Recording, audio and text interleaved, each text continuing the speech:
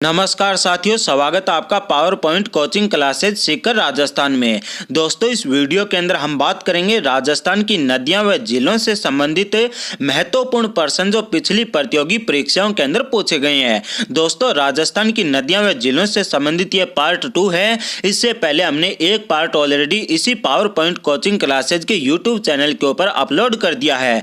जी हाँ दोस्तों, मैं हूँ Ajay Bhatnagar, IAS officer 2016 batch. चलिए दोस्तों, तो शुरू करते हैं आज का सेशन है।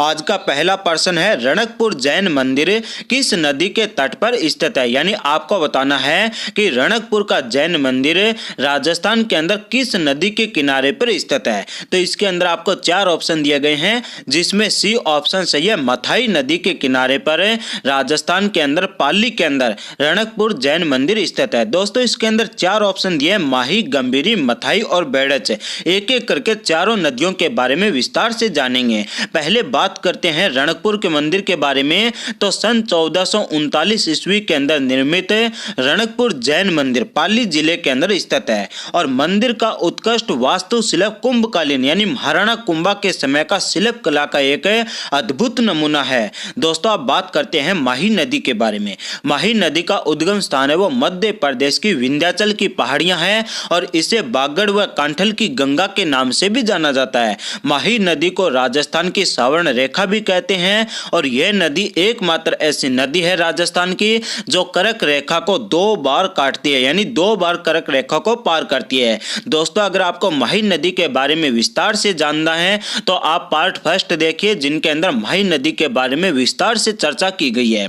अब बात करते हैं गंभीरी नदी के बारे में। गंभीरी नदी यह एक बेड़च नदी की सहायक नदी है। राजस्थान के अंदर एक नदी है जिसका नाम बेड़च है और बेड़च नदी की सहायक नदी कौन सी है? गंभीरी नदी है और यह नदी जो मुख्य रूप से राजस्थान के चित्तौड़गढ़ जिले के अंदर बहती है। अब बात करते हैं बेड़च नदी की। तो बेड़च जो नदी है वो उदयपुर के अंदर स्थित जो गोगुंदा की पहाड़ियां हैं उनसे निकलती है और यह उदयपुर चित्तौड़गढ़ के ऊपर बहते हुए भीलवाड़ा के अंदर मांडलगढ़ तहसील में बिगोद के निकट बनास नदी में मिल जाती है। यानी जो बेड़च नदी किसकी सहायक नदी हुई? ये बनास नदी की सहायक नदी हुई। जबकि इससे पहले मैंने आपको बताया कि गंभीरी नदी किसकी सहायक नदी है? गंभीरी नदी है वो बेड़च नदी की सहायक नदी है।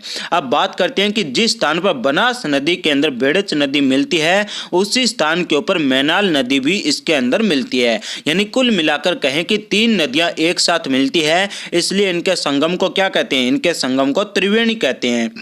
और दोस्तों, इनकी जो कुल लंबाई कितनी है? इनकी कुल लंबाई है वो 157 किलोमीटर है। अब इसके महत्वपूर्ण तथ्य की बात करते हैं तो बेड़च नदी है, ये नदी उदयपुर के अंदर स्थित उदय सागर झील में आकर मिलती है और जब ये गोगुंदा की पहाड़ियों से जहां से निकलती है तो इसे क्या कहते हैं? आयड नदी के नाम से जाना जाता है। उसके पश्चात ये उदय सागर झील के अंदर गिरती है और उदय सागर झील से दोबारा जो नदी निकलती है उसे किस नाम से जाना जाता है? उसे नाम से जाना जाता है बेड़च नदी के नाम से।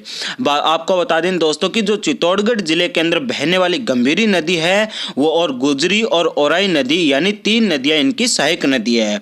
चित्तौड़गढ़ के अप्पावास गांव के निकट इस नदी के ऊपर गोसुंडा बांध का निर्माण किया गया है। यानी महत्वपूर्ण प्रश्न है कि राजस्थान के अंदर किस नदी के ऊपर गोसुंडा बांध का निर्माण किया गया है? तो वो है बेड़च नदी और ये कौन सी है? अप्पावास गांव के निकट किया गया है। चित्तौड़गढ़ जो दुर्ग है वो बेड़च नदी के किनारे स्थित है। महत्वपूर्ण प्रश्न है, बार बार पूछा जाने वाला प्रश्न है कि राजस्थान का जो चित्तौड़गढ़ दुर्ग है वो कौन सी नदी के किनारे है? वो बेड़च नदी के किनारे स्थित है। आज के अगले प्रश्न की बात करते हैं। प्रश्न नंबर 2, किस नदी के ऊपर ईस्ट वेस्ट कॉरिडोर के अधीन हैंगिंग ब्रिज का निर्माण किया गया है? यानी आपको उस नदी का नाम बताना है जिस पर ईस्ट वेस्ट कॉरिडोर के अधीन हैंगिंग ब्रिज का निर्माण किया गया है। तो इसका बी ऑप्शन से होगा, चंबल नदी के ऊपर हैंगिंग ब्रिज का निर्माण किया गया है। अब बात करते हैं हैंगिंग ब्रिज के बारे में। तो 29 अगस्त 2017 को इस हैंगिंग ब्रिज का उद्घाटन प्रधानमंत्री श्री नरेंद्र मोदी के द्वारा किया गया और यह ब्रिज अब बनकर तैयार हो गया है और यह ब्रिज अब परिवहन के लिए भी खोल दिया गया है।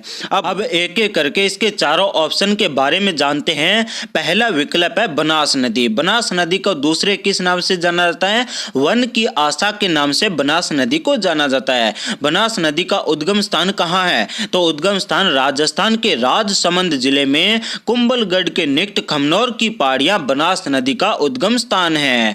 यह जो नदी है वो अरावली की पहाड़ियों को काटते हुए मेवाड़ के मध्य से होती हुई राजस्थान राजसमंद भीलवाड़ा अजमेर टोंक में बहकर सवाई माधोपुर के खंडार तहसील में रामेश्वर धाम कहां पर है? पदरा गांव के समीप है। तो रामेश्वर धाम के समीप चंबल नदी के अंदर मिल जाती है। महत्वपूर्ण प्रश्न है कि राजस्थान के अंदर बहने वाली बनास नदी कौन सी नदी के अंदर मिलती है? तो ये मिलती है राजस्थान के अंदर चंबल नदी में सवाई माधोपुर की खंडार तहसील के रामेश्वर धाम के निकट पदरा गांव के अंदर जाकर है। अब बात करते हैं इसके महत्वपूर्ण तथ्य की। तो बनास नदी राजस्थान के अंदर पूर्ण रूप से बहने वाली एकमात्र नदी है, जो सबसे लंबी नदी है, जो 512 किलोमीटर लंबी है और ये पूर्ण रूप से बरसाती नदी है। यानी जब राजस्थान के अंदर बरसात होती है तो इस नदी के अंदर पानी आता है और राज्य के अंदर इसका सर्वाधिक जल ग्रहण क्षेत्र भी है। अब बात करते हैं बनास नदी के सहायक नदियों के बारे में। तो बनास नदी की सहायक नदियां हैं वो दाहिनी तरफ से मिलने वाली है, वो है बेड़च और मैनाल है, जबकि बाईं तरफ से मिलने वाली सहायक नदियां कोठारी और खारी नदियां हैं। अब बात करते हैं इसके महत्वपूर्ण तथ्य की। तो टोंक जिले के पास टोडा रायसिंह के पास बिसलपुरा गांव में बिसलपुर बांध बनास नदी के ऊपर बना हुआ है। यानी दोस्तों यहाँ से दो महत्वपूर्ण प्रश्न निकलते हैं कि कौन सी नदी के ऊपर बिसलपुर बांध बना हुआ है? तो वो है बनास नदी के ऊपर। दूसरा प्रश्न यहाँ से बनता है कि बिसलपुर बांध कहाँ स्थित है? तो बिसलपुर बांध टोंक जिले के टोडा रायसिंह के पास बिसलपुरा गांव के अंदर है और जहां कहां पर बना हुआ है ये बना हुआ है बनास नदी के ऊपर है। अब बात करते हैं दोस्तों चंबल नदी की। चंबल नदी महत्वपूर्ण है दोस्तों बहुत ही ज्यादा, और इससे कई बार कई प्रश्न पूछे जाते हैं। चंबल नदी का उद्गम स्थान है मध्य प्रदेश में इंदौर जिले के विंध्याचल पर्वत के उत्तरी पार्श्व की जाना पाव पहाड़ी है। ऑप्शन के अंदर कई बार ये आता है कि चंबल नदी का उद्गम स्थान कौन सा है, राज्य का नाम दे दिया जाता है, तो राज्य है मध्य प्रदेश। इनके अलावा पहाड़ियां कौन सी है? पहाड़ियां विंध्याचल पर्वत की जाना पाव पहाड़ी है वो चंबल नदी का उद्गम स्थान है। अब इंदौर की बात करते हैं दोस्तों, तो इंदौर है वो मध्य प्रदेश का सबसे बड़ा शहर है। और अब बात करते हैं चंबल नदी की कि राजस्थान के अंदर प्रवेश कहां से करती है? तो ये राजस्थान के अंदर भैंसरोडगढ़ तहसील से राज्य के अंदर प्रवेश करती है। यह सवाई माधोपुर जिले से धौलपुर तक, महत्वपूर्ण प्रश्न है, सवाई माधोपुर जिले से लेकर धौलपुर तक राजस्थान और मध्य प्रदेश दोनों राज्यों की सीमा बनाती है। और उसके बाद ये राजस्थान, उसके बाद ये मध्य प्रदेश और उत्तर प्रदेश की सीमा बनाती है। अब आगे इसके बारे में बात करते हैं कि चंबल नदी यमुना नदी की मुख्य सहायक नदी है। यानी चंबल नदी मध्य प्रदेश से बहना प्रारंभ होती है, राजस्थान से होती हुई आगे जाकर किस में मिलती है? ये आगे जाकर ये मिलती है यमुना नदी के अंदर। इसकी कुल लंबाई की बात करें तो राजस्थान और मध्य प्रदेश के अंदर ये 252 किलोमीटर ये सीमा बनाती है। जी हाँ दोस्तों, महत्वपूर्ण प्रश्न है कि चंबल नदी राजस्थान और मध्य प्रदेश राज्य के अंदर कितने किलोमीटर की सीमा बनाती है? तो ये बनाती है 252 किलोमीटर की। ये राजस्थान की एक 12 मासी नदी है। यानी कुल मिलाकर ये कहें कि राजस्थान के अंदर पूरे साल के 12 महीने 365 दिन चलने वाली ये नदी है। इसकी कुल लंबाई 1051 किलोमीटर है और राजस्थान के अंदर चंबल नदी की लंबाई 322 किलोमीटर है। और राजस्थान के अंदर मर्दा का सबसे ज्यादा अवनालिका अपरदन सर्वाधिक इसी नदी से होता है। अब यह अवनालिका क्या होता है आपको बता दें दोस्तों कि मर्दा जो होती है उनका अपरदन होता है, यानी इरोजिन, यानी मर्दा का कटाव। उसके कई प्रकार होते हैं जिनके अंदर एक प्रकार है अवनालिका। और अवनालिका के अंदर क्या होता है कि छोटी छोटी नालियां बन जाती है जहां से पानी बहता है और उसके बाद जो क्षेत्र होता है वो कृषि योग्य बहुत ही कम रह पाता है। आपको बता दें दोस्तों कि इस नदी के ऊपर मध्य प्रदेश में राजस्थान की सीमा पर महत्वपूर्ण प्रश्न है कि मध्य प्रदेश के अंदर बना हुआ है, जबकि राजस्थान की सीमा पर है कौन सा बांध बना हुआ है? गांधी सागर बांध बना हुआ है। और राजस्थान के अंदर राणा प्रताप सागर बांध है जो रावत बाटा चित्तौड़गढ़ के अंदर बना हुआ है। जवाहर सागर बांध कोटा बूंदी के अंदर बना हुआ है और कोटा बैराज कोटा के अंदर, ये सभी इसी नदी के ऊपर स्थित है। यानी कुल मिलाकर ये 3-4 क्वेश्चन एक जगह से है कि गांधी सागर बांध कौन से राज्य के अंदर है? तो मध्य प्रदेश में है। गांधी सागर बांध कौन सी नदी पर है? तो ये चंबल चंबल नदी के ऊपर है। राजस्थान के अंदर राणा प्रताप सागर बांध कौन से जिले में है? तो ये रावत भाटा चित्तौड़गढ़ में है। कौन सी नदी के ऊपर है? चंबल नदी के ऊपर है। जवाहर सागर बांध कहाँ स्थित है? ये राजस्थान के कोटा बूंदी में है। कौन सी नदी के ऊपर स्थित है? ये चंबल नदी के ऊपर स्थित है। इनके अलावा कोटा बैराज की नाम आती है, तो नाम से पता चलता है कोटा में स्थित है। और कौन सी नदी पर? चंबल नदी के ऊपर बना हुआ है। अब बात करते हैं कि सर्वाधिक बीहड़ एवं कंदराएं इसी नदी क्षेत्र के अंदर है, यानी जंगली क्षेत्र जो है वो सर्वाधिक बीहड़ जो क्षेत्र है वो इसी नदी के ऊपर स्थित है। आपको बता दें दोस्तों कि मध्य प्रदेश के ग्वालियर क्षेत्र भी बीहड़ के अंदर आता है, राजस्थान का धौलपुर क्षेत्र भी आता है। और ये क्षेत्र पूरे देश के अंदर किसके लिए प्रसिद्ध है? मुख्यतः बीहड़ क्षेत्र है वो डकैती के लिए प्रसिद्ध है। आपको बता दें दोस्तों कि ये जो नदी है वो उत्खान सतलाकृति का सर्वश्रेष्ठ उदाहरण है। अब ये उत्खान सतलाकृति क्या है? यानी उबड़ खाबड़ सतलाकृति है जो कृषि योग्य भूमि नहीं रह पाती है। भूमि उपजाऊ होती है परंतु उसके ऊपर कृषि नहीं कर सकते क्योंकि बहुत ज्यादा उबड़ खाबड़ भूमि होती है। अब इनके अन्य नाम की बात करते हैं तो चंबल नदी का दूसरा नाम है चरमवती और कामधेनु। अब बात करते हैं लूणी नदी की। लूणी नदी राजस्थान की एक मुख्य नदी है और ये अजमेर की नाग पहाड़ियाँ से निकलती है, यानी अजमेर की जो नाग पहाड़ियाँ हैं वहाँ से कौन सी नदी निकलती है? लूणी नदी। और इसका पुराना नाम कौन सा है? लवणवती इसका पुराना नाम है। लूणी नदी राजस्थान के अजमेर के अरावली की पहाड़ियों से निकलकर राजस्थान के नागौर, पाली, जोधपुर, बाड़मेर के अंदर बहते हुए जालोर से होते हुए गुजरात के कच्छ के रण में क्या हो जाती है? विलुप्त हो जाती है। जी हाँ दोस्तों, महत्वपूर्ण प्रश्न ये बनता है इसमें कि राजस्थान के अंदर लूणी नदी का उद्गम स्थान कौन सा है?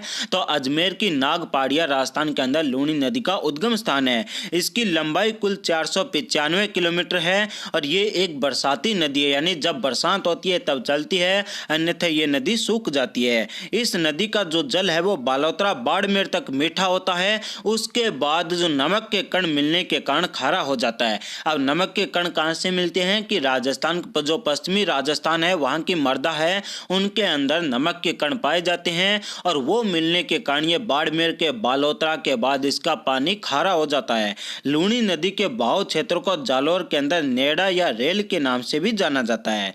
अजमेर की पहाड़ियों के अंदर जब बरसात ज्यादा होती है, मानसून सत्र के अंदर है, तो इस नदी के कारण बाड़मेर के बालोतरा के अंदर बाढ़ आ जाती है। अब बाड़मेर जो है बालोतरा के अंदर बाढ़ आने का मुख्य कारण क्या है? मुख्य कारण है लूणी नदी। क्यों आती है बाढ़? क्योंकि अजमेर की पहाड़ियों के अंदर जब बरसात ज्यादा होती है लूणी नदी के अंदर पानी ज्यादा आता है और लूणी नदी के जो पट है उनकी चौड़ाई ज्यादा है, जबकि आसपास का क्षेत्र क्या है? समतलीय क्षेत्र है, समतलीय क्षेत्र है, जिनके कारण इनका पानी कई कई दूर कई कई किलोमीटर तक फैल जाता है और जो बनता है बाढ़ का कारण है। आज का अगला प्रश्न है कि निम्न में से किस जिले में चंबल नदी नहीं गुजरती है? यानी चंबल नदी राजस्थान के कौन से जिले से नहीं गुजरती है? तो इसका सी ऑप्शन सही होगा, झालावाड़ से चंबल नदी नहीं गुजरती है। अब बात करते हैं दोस्तों, आपको चंबल नदी कौन कौन से राजस्थान के जिलों से गुजरती है? तो आप देख सकते हैं कि ये चित्तौड़गढ़, कोटा, बूंदी, सवाई माधोपुर, करौली और धौलपुर से होती हुई मध्य प्रदेश के अंदर चंबल नदी प्रवेश कर जाती है। दोस्तों अगर आपको इस वीडियो की पीडीएफ चाहिए तो डिस्क्रिप्शन के अंदर आपको लिंक मिल जाएगा, वहां से आप इसकी पीडीएफ डाउनलोड कर सकते हैं। राजस्थान के अंदर चंबल नदी प्रवेश कहां से करती है? तो राजस्थान के अंदर चंबल नदी प्रवेश करती है भैंसरोडगढ़ तहसील से। आज का अगला प्रश्न है बीकानेर जिले के अंदर प्रवाहित होने वाली नदी कौन सी है? तो आपको बता दें दोस्तों कि बीकानेर ऐसा जिला है जहां पर कोई भी नदी प्रवाहित नहीं होती है, यानी इसका डी ऑप्शन सही होगा। यानी राजस्थान के चूरू व बीकानेर के अंदर कोई भी नदी नहीं बहती है। आज का अगला प्रश्न है कांठल की गंगा व कामधेनु के नाम से कौन कौन सी नदियां प्रसिद्ध है? तो कांठल की गंगा व कामधेनु के नाम से माही और चंबल नदियां प्रसिद्ध है। कांठल की जो गंगा है ये इसे कहते हैं माही नदी को कहते हैं, जबकि चंबल नदी को कामधेनु के नाम से जाना जाता है। कांठल की गंगा यानी माही नदी को राजस्थान की श्रवण रेखा के नाम से भी जाना जाता है और ये राजस्थान के अंदर एकमात्र ऐसी नदी है जो 2 बार कर्क रेखा को पार करती है। धन्यवाद दोस्तों, अगर आपको वीडियो अच्छा लगा है तो लाइक करें और चैनल को सब्सक्राइब कर लें, जिससे कि आपको इसी प्रकार के राजस्थान जीके से संबंधित, करंट अफेयर, मैथ, रीजनिंग से संबंधित वीडियो समय समय पर मिलती रहे, जिसके कारण आप आसानी से किसी भी प्रकार की प्रतियोगी परीक्षा के अंदर आसानी से